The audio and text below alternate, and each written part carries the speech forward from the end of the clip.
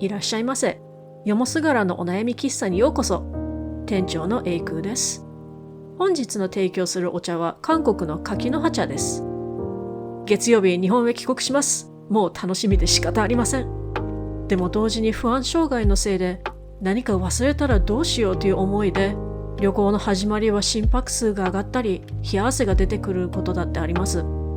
ですがそれを乗り越えるための方法もようやく発見することができました。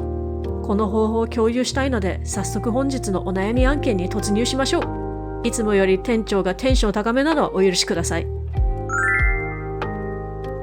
皆さんは旅に出る前はワクワクと不安を感じたりしませんか？絶対に必要なものを忘れたらどうしようという不安は特に国外旅行で感じるかもしれません。パスポート、携帯やラップトップの充電器、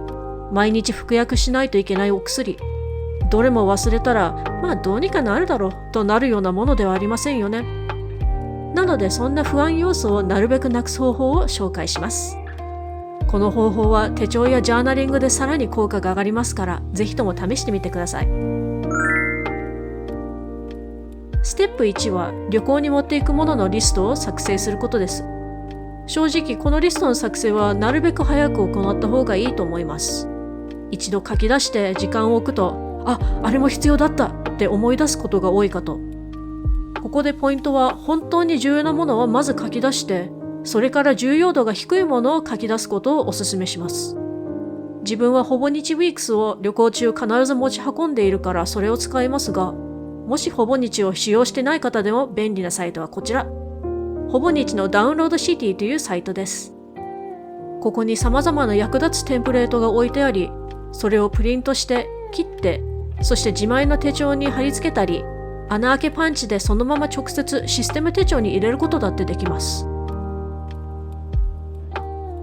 自分が旅行の時に愛用しているテンプレートは下方にあるこの2つ。国内旅行持ち物リストと海外旅行持ち物リストです。これって基本的に必須と思うものがすでにリストに入っていて便利なんです。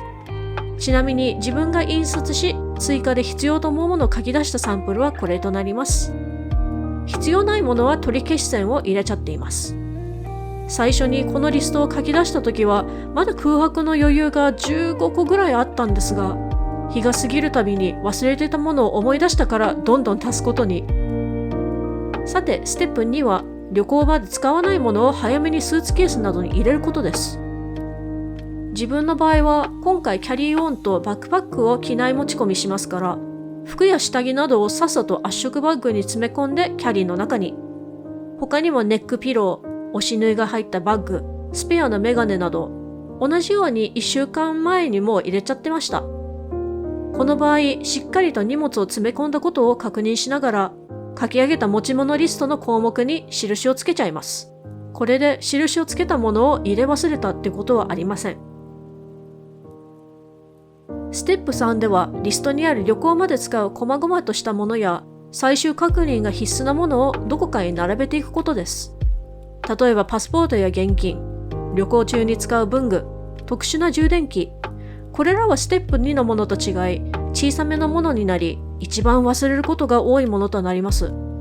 人間って不思議なもので、こういうふうに持ち物を並べてみると、あれ？なんか足りない？って気づくことが多いんです。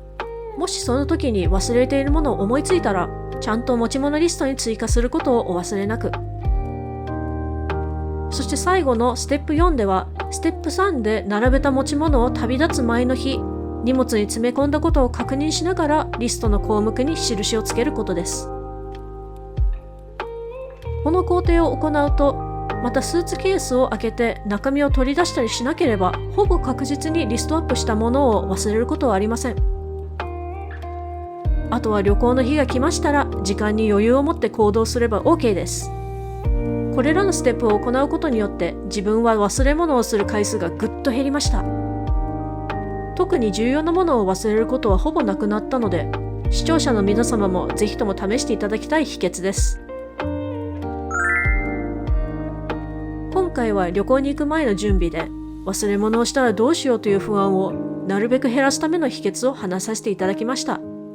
もし役に立ちそうだなと思いましたら、当チャンネルの登録、動画の高評価ボタンを押していただけましたら嬉しいです。